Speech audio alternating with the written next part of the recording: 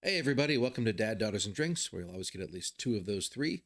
Today I am going to be reacting to Ren's Chapter 1.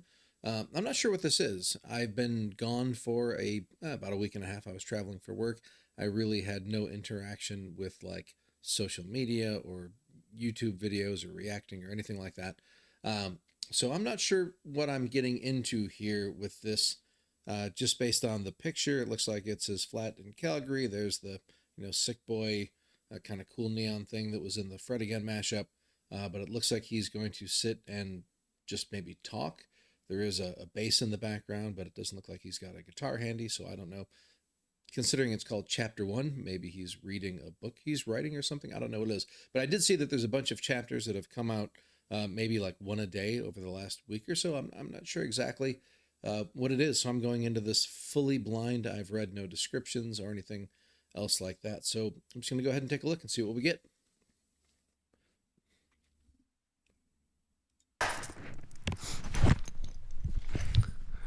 Hello everyone. This is the first time I've done something like this before. I wanted to write it down because there's a lot and I didn't want to miss anything. And some parts of this might be a little bit uncomfortable to listen to, but I wanted to stay as true as possible to the story, not miss anything, for the sake of people who might be going through something similar, or for the sake of people who don't but want to help understand a little bit more. Yeah. I promise. He seems uncharacteristically nervous, which means this is going to have to be something pretty emotional, I think. Yeah. I promise that everything in this story is 100% true. Nothing is exaggerated for dramatic effect. Some names I don't mention and some details I don't go too far into or downplay them for the sake of the people around me. Timelines might occasionally be a little bit off, but that's just because I've had to write everything from memory from a time that was quite hazy. I asked before embarking on this journey with me that you all respect the privacy of myself and the people around me. You might be compelled to reach out to some of the people that I mention, cast judgment, praise them, criticize them, and I ask you kindly not to. It's my choice to be in the public eye, and it's mine alone. This is the first time my story is on the public record in a concise way. Being in the public eye is strange. The more that I give to you, the less that I get to keep for myself. I don't find the experience of sharing particularly enjoyable. I don't so much like the questions that follow. And I'm not a medical expert, so I don't like to be seen as somebody with all the answers, because I don't have them. And because of the empathy that I feel, I'm compelled to try and help as many people as possible. But the last time I opened myself up to this on a one-on-one basis, I was surrounded by a lot of death. And there simply weren't enough hours in the day. So I ask you, if you need support, please reach out to a professional or use my music as your companion. I share my story in hopes that somebody who needs it finds it, that it provides hope, that it might ease the suffering for the people like me. I like my solitude, so I ask that anyone who respects the work I make and respects my contribution to the world to respect my solitude. A lot happened in my teenage years, and I didn't live the most normal of lives, but I'll save that story for another time.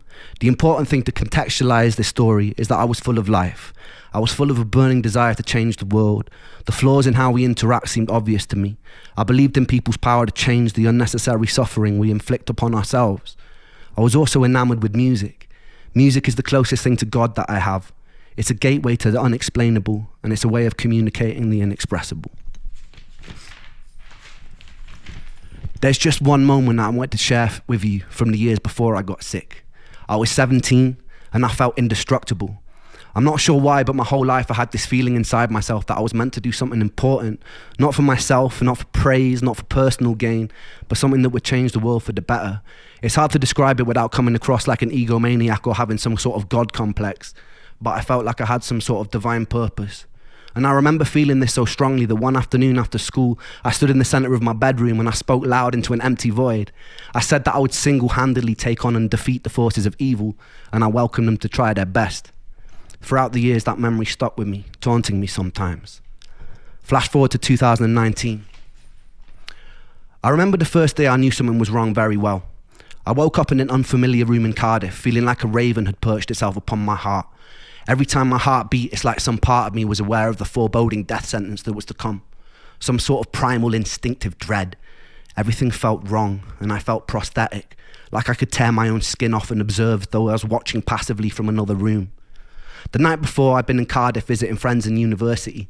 It was the end of summer, we'd gone out to a few bars. I wasn't really enjoying myself. That year I'd been struggling with social anxiety, perhaps from years of abusing my brain with a whole pick and mix and selection of party drugs. Engaging with society felt like stepping into the ring with a heavyweight champion. Every single fucking question felt like an oncoming haymaker I had to socially navigate because of my very limited toolkit of charisma at the time. I don't know why I cared about being liked so much, but the more I cared, the less equipped I became to have a simple human conversation. I used to deal with this by getting fucking hammered. That night was no exception. I got smashed, lost my phone, and woke up in a strange apartment. In the bed opposite mine was a snoring rugby player and his girlfriend. Everything just seemed off, and it wasn't a hangover. My first thought was I'd been spiked. I quietly gathered all my belongings and left before anyone could wake up and punch me with a conversation. I wandered around a grey Cardiff in a haze, feeling like I've just been rigged up to an IV bag full of ketamine and cyanide, and the whole world just seemed... Interesting. This is just kind of a weird aside. You know, a lot of people over the years, I say over the years, like the last year and a half, have compared Ren to what's to say from Peaky Blinders, Cillian Murphy, which is who this is here, right? From what was it, 28 Days Later, I think the movie was. He wakes up, you know, he's in the hospital. There's a zombie apocalypse, whatever. I think it was one of his first movies, if I remember correctly. Doesn't have the hair here, so it doesn't quite look so much like Ren, but that's who it is. Feeling like I've just been rigged up to an IV bag full of ketamine and cyanide, and the whole world just seemed off, like I was looking at it through a tunnel. A heavy feeling of fear clung around me like a straitjacket. The only comforting thought was that with enough time, rest and water, it would pass. But it didn't. For 8 long years, it didn't. And this is my story of an 8-year-long nightmare. I returned back to my dad's home. He was living with his partner at the time. It wasn't my home, so I already felt uncomfortable and out of place. These unusual symptoms persisted. I figured I'd caught some sort of virus and I'd get better with time. But by the end of the week, things were a lot worse. I took myself to the doctor and he said he thought it sounded viral, that if I went home and got enough rest, it would eventually pass. And it didn't. For 8 years, it didn't. I returned for my second year of university. My brain was full of fog and my body felt poisoned.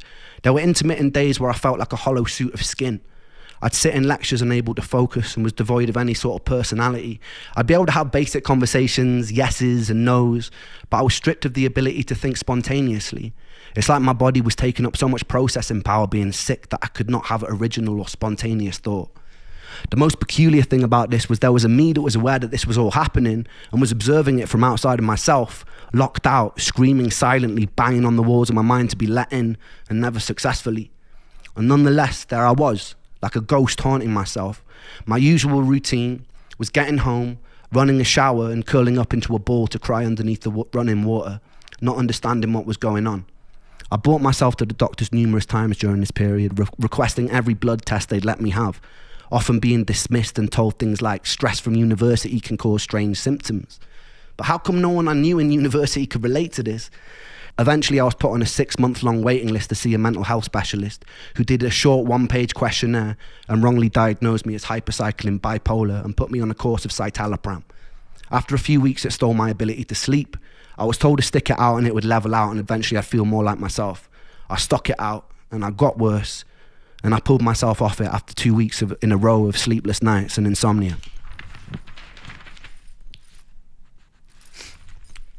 There's something pretty peculiar about being told you're in some sort of spectrum of madness, even if you suspect that you're mad. Your diagnosis finds a way to claw itself into your identity, even if it doesn't belong to you. Ever since I was a child, I'd always be asking what and why and how things worked. I couldn't really accept things as they were without knowing how. I carried into my adult years, and so as the bipolar hammer crashed and sentenced itself into my reality, I began searching online for behaviours associated with it, people's first-hand experiences, what it felt like to be manic. In these earlier days of my illness, the symptoms would fluctuate in severity day by day.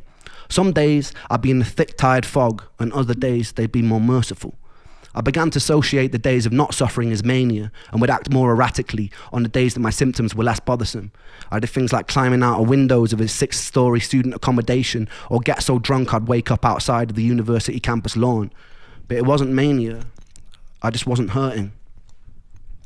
I spent 1 day a week with my therapist, who was teaching me cognitive behavioural therapy.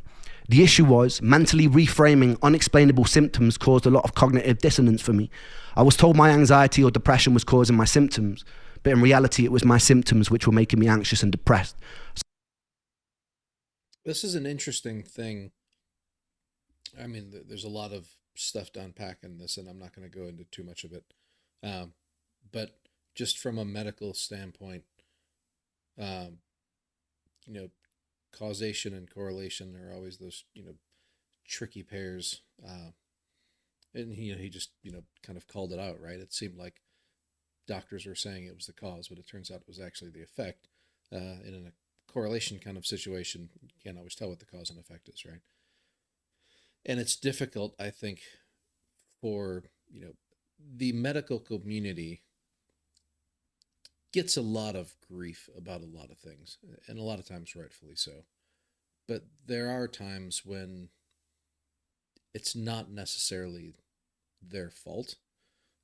In this case, you could blame a lot of doctors for writing them off, and there's probably true for a lot of them. But some of them, if you go to see a psychiatrist, they're probably not going to be looking at bacterial causes of whatever your issue is, right? They're assuming that whoever was upstream that looked at them first figured out that it wasn't something bacterial like Lyme disease.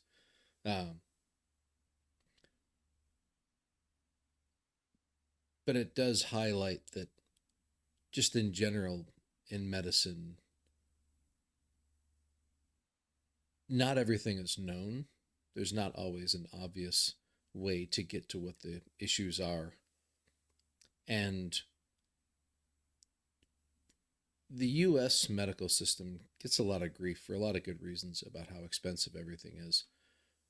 But one of the things that I've found is we tend to be very, I'm not sure what the word is, we do a lot of extra tests and things a lot of times, which may end up seeming like it's a huge waste of money, and arguably it is, right? Um, but I think in a situation like this, there's probably a good chance that this would have gotten caught.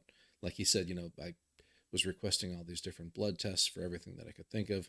But clearly this test got missed, right? The Lyme disease test, which apparently is not a, you know, complicated test or an ineffective test or anything else. If somebody would have run it, they probably would have found it. And it just wasn't run. Uh, and I think, in areas that where maybe you have socialized medicine, you end up having to be a little more targeted with your dollars because there's so many more people to treat with only a certain amount of funds. And so I think this might be one of those examples of when it didn't work so well for money. And I'm not saying, that it's the right thing one way or the other. There's pros and cons and all of these things. Um, but it's so unfortunate that something that was a very simple thing that could have been tested got missed. So I was in some sort of inescapable bind. It was my symptoms which were making me anxious and depressed. So I was in some sort of inescapable bind. I devotedly work on my mental health, following every new tool for coping to the letter, only to have my symptoms get worse, which made me frustrated, raised the intensity of my treatment. And I've thought about this before, right? I think about if I'm sick for like 3 days or a day, how awful it is, right? And when you start talking about years, it's, I can't comprehend how awful that has to be.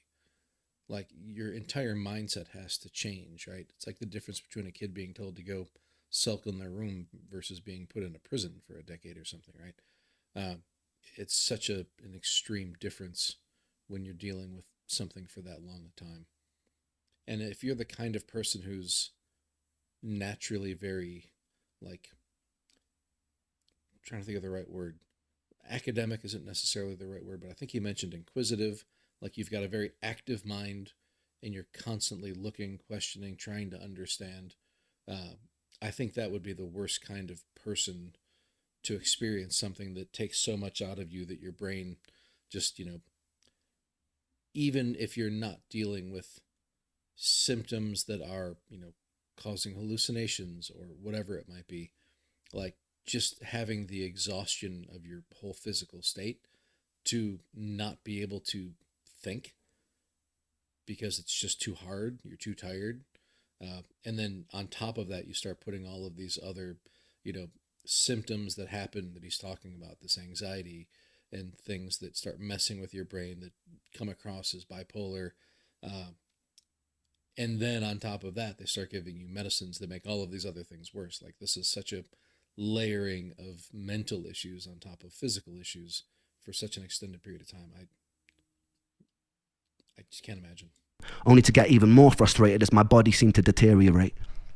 After 6 months, I told my mum I'd happily saw off my own leg with a blunt knife if it meant my symptoms would vanish, and I meant it.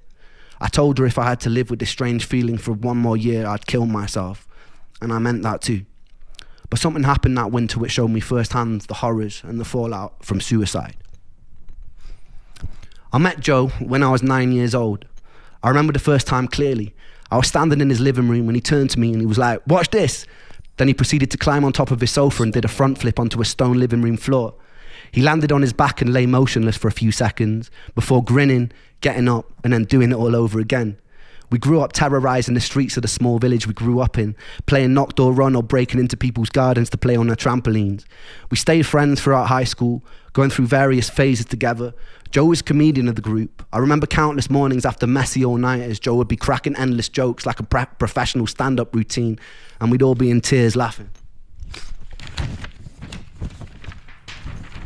When I started writing my first songs, Joe and Sega were the first people who always knew every word, and they would sing along at the top of their lungs. They gave me a lot of self-belief, and they helped me build the foundation of what I do today, and I owe them a lot for that. That Christmas, I came back home to Wales from university. On Christmas Eve, me and Joe were sat in a pub, and he turned to me, and he told me that he'd fantasized about walking into the sea until he was totally submerged. He had a pretty morbid sense of humour, so I didn't really take him as seriously as I should have. 2 days later, it's 3 a.m, and I get a phone call. It's my friend Ella. She tells me that Joe is on the bridge by my house. He was drunk, he'd called her up, and he told her he was going to jump. I was still half asleep. I fumbled, pulling on whatever clothes I could that were near, and I walked out of the front door, and the winter air stung my face, and it woke me up. Adrenaline kicked in, and I started sprinting towards the bridge. It was about a 5-minute walk, a 2.5-minute sprint. As I was running, I dialed Joe's number, and I get a busy tone, and I felt relief because it meant he was still alive. I kept hitting redial as I ran, and as I got about halfway to the bridge, the busy tone changes. I get an automated voice note saying the number's out of service, and my heart sunk. I got to the suspension bridge that connects Anglesey to the mainland, and it usually looks very beautiful. I sprint up and down the bridge yelling Joe's name, and silence, and it's deafening. And I peer over the bridge into the blackness, and the bridge sits about 100 feet above the water. Hitting cold water at that height is like smashing into concrete. And the waters are notoriously dangerous because of the cross current. I hear nothing, no sounds, nothing. I run up and down the bridge about 2 times before I spot a figure at the end of it, and my heart jumps into my throat, and I run towards the figure, and it's my friend Ricky who's had the same call, and we both run around up and down the bridge and around the surrounding area looking for Joe. More of his friends eventually arrive, and there's nothing. I was about a minute too late. We spent the next week walking up and down beaches with flashlights, and when it's that dark, every other large rock starts to look like a washed up body. We plastered all the neighbouring towns in missing posters, contacting whoever we could, someone who might know something. We checked bank records to see if any money had been withdrawn since he went missing. There was CCTV footage of him walking onto the bridge, but there wasn't any of him coming off. But there were dead zones in the footage, so there was still a small chance he could be alive. I was sleeping about 3 hours a night, pretty determined that we'd still find him. For about 10 days we had nothing, and then suddenly a call comes through while we're all at my friend Matt. You know,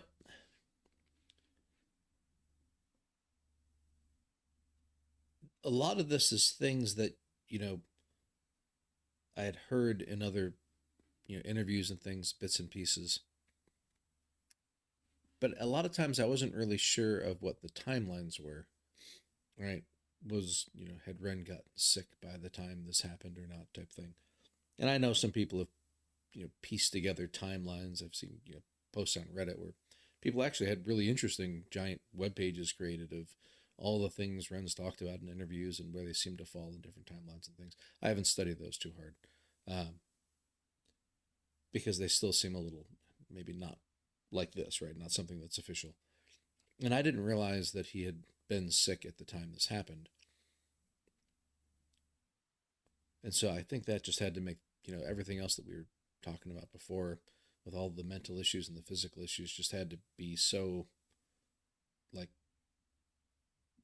it's that much worse when you're trying to go through something like this as well. Miles's house having food. It's the police. A call comes through while we're all at my friend Miles's house having food. It's the police. A body had been found in the water by the bridge. We piled into my friend's car. I remember being in the back seat in floods of tears, repetitively punching the back of the passenger seat as we drove to the scene. As we pull up, I saw a lifeless body being zipped up into a green bag near a parked ambulance. Its skin was bloated by the seawater, and it wasn't Joe. Someone else decided to jump that day. Joe was never found. It's difficult to truly let go when you can't say goodbye. For months following, I held on to this fantasy that we'd get a call that he'd run away to some European town and he was happy and he was healthy. But that call never came. The time during his inquest was also around the time I was struggling with the side effects of a new antidepressant. I remember sitting in the courtroom feeling like I was listening to the whole thing deep underwater. The judge felt the circumstances surrounding Joe's death didn't mean The judge felt that the circumstances surrounding Joe's death meant that the verdict was left open. It kind of stung even more to not have an official ruling of suicide. I remember going to visit his mum not long after and witnessing the aftermath of a mother grieving for her baby boy. Must be a really high bar for suicide, right? A guy calls people, says, "I'm going to jump," walks out onto a bridge, nobody else is there. They've got the CCTV footage showing that he went on, didn't come out. And yet they're not claiming it was a suicide? That seems a little burden of proof heavy there. The silence of his father, the tears of his mother. I decided that day that I'd have to wait until my illness killed me because I couldn't do it by choice. I couldn't put my family through that. Over the next 10 years, I returned to my hometown, only a handful of times following Joe's death. My last visit was in the summer of last year. I reconnected with Joe's parents and showed them a song that I'd written, simply entitled For Joe. We cried together, reminisced together, joked, and I'm proud to say that I gave Joe's mum enough money to afford a caravan she told me she'd been saving up for. That felt pretty good. We'd also do a fundraiser for the Royal National Lifeboat Institution, who were integral for searching for Joe during that time, and we raised a pretty good amount of money too. Being able to give back in whatever small way I could felt good, and it felt right for all the years Joe had made us all laugh till it hurt. He was a solid person, just a little lost, as we all are sometimes. Like, is there anything about this guy that you can't like? You know? And I miss him. Life was about to take an even more unusual turn, and I was about to meet the first angel of this story. So stay tuned for that.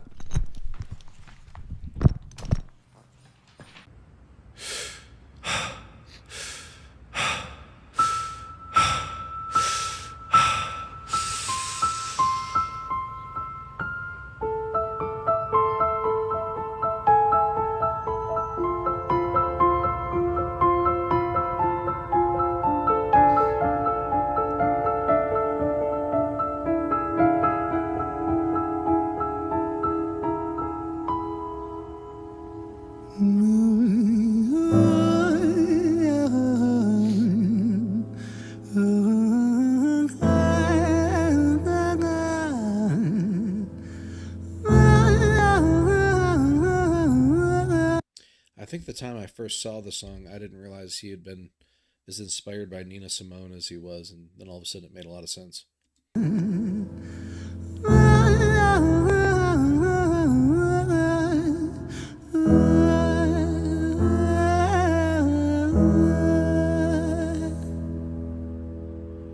It's hard to take off from the ground when your wings are cut. Your stomach burns when you're drinking from an empty cup. You know the entire ocean came from my tear ducts. I see the world through Fibonacci sequences and double Dutch. I guess there's some that's born lucky, there's some that's not. I tried to cut away my bitterness, hatchet job. I locked my youth inside the trunk, inside the pickup truck, then dumped that whole thing over that same bridge the night you jumped. I think about that sometimes, vividly. What it felt like to look down and see tranquility. One sudden movement in a world of possibility. Only one movement. That line, I think about that sometimes vividly, what it felt like to look down and see tranquility. For a long time, I thought that was Ren talking about himself. He mentioned, getting to the bridge, looking down, and not seeing anything. And it was later in a conversation with somebody else where they said, no, I think he was thinking about Joe before he jumped and looking down and seeing tranquility and wanting that tranquility, right? I never really know which one he meant, or if it was both or neither, or I don't know. It's a great line, but I could see it going both ways. See tranquility, one sudden movement, vividly. What it felt like to look down and see tranquility. One sudden movement in a world of possibility. Only one movement to expose our fragility.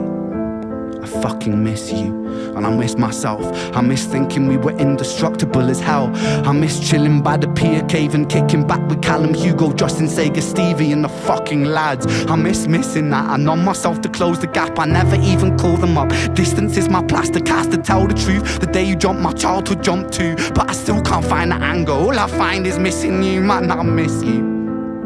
With all my rhymes, I picture running 5 minutes quicker, I'm right on time. I picture pulling you back over the edge and then we're crying. And holding you, my brother, and telling you that it's fine. Not the way that it worked, I was late like a jerk. There's not a day where I can find a way to break from the hurt. Your body missing, so we never got to wave to the hearse. I hope you're listening, I love you, man, I miss you, absurd, fuck.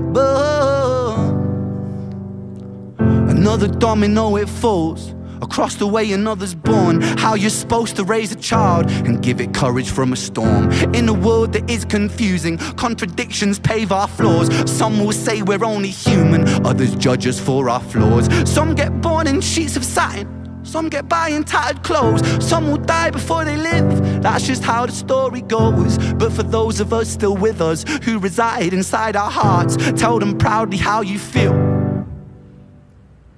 And for those of us who aren't, freckled angels stand strong, freckled angels live on, freckled angels climb higher, freckled angels still inspire, freckled angels won't forget you, teach me to live my life better. 13 years and still I miss you, now my wings are missing feather. Otherwise I'd come and join you, but for now I'm here on earth, stuck inside this mortal body. But for everything it's worth, made me braver, made me wiser, made me stronger, made me true, made me face the world with courage.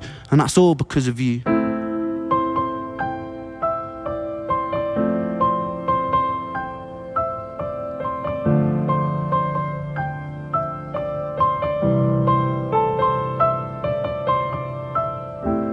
Freckled angels laugh the hardest, and their hearts, they are the largest. With their wings, they fly the farthest. So I know you're gonna be okay. Freckled angels live the longest, and their minds, they are the strongest. Oh, their friends, they are the fondest. So I know you're gonna be okay.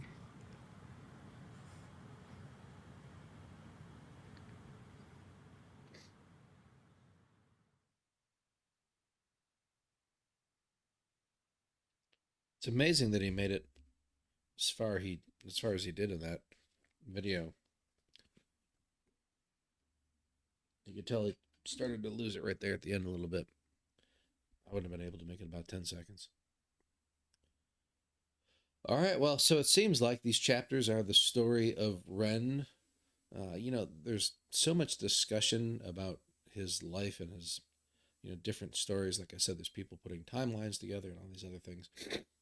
And I wonder if at some point he just decided, like, I need to get, like, an official kind of record out there just to get the speculation to stop, because he's probably getting tons and tons of weird questions everywhere he goes about this and that, and how do these things line up, and you know, all of these different specifics about the timeline. I can't blame him. It's got to be, like you said, it's not something he wants to do, not something that's super easy for him to do. Right? I'm sure he would much prefer in the situation to be just writing cool music. Um, but I kind of totally get that. You know, if he does this, then if people start asking him questions, he can say, "Hey, go watch the videos. You'll know the answer." Saves everybody a lot of time and effort that way. Looks like there's a few more of them floating down around here. Chapter 6, Chapter 5, Chapter 2. I assume 3 and 4 are out there somewhere. I have no idea what number they're up to at this point. And I wonder if this is. I know he's got a song coming out. Today is Tuesday, and I think Thursday there's the new song coming out. And I wonder if this is in some way leading up to that song. Troubles, I think it's called. But this is a cool thing. I'm looking. Should say I'm looking forward to watching the rest of these, because knowing his story, a lot of it's probably going to be very, kind of heart wrenching. Um, but it'll be good to actually understand all these bits and pieces in a holistic format. I wonder if he's ever going to publish it. I mean, he's calling him Chapter 1, Chapter 2. For all I know, he's actually been writing a book. He's going to read it all here and then eventually, publish it or whatever. I'd buy it. Yeah, I guess that's it for now. This was really interesting, and yeah, that's it. See y'all for Chapter 2 or any of the other videos I'm going to post, because I need to do something a little more uplifting to clear this out of my system a little bit, I think. So I hope everybody's having a great day, and I hope you're all doing well, and I will see you again soon. Take care. Bye.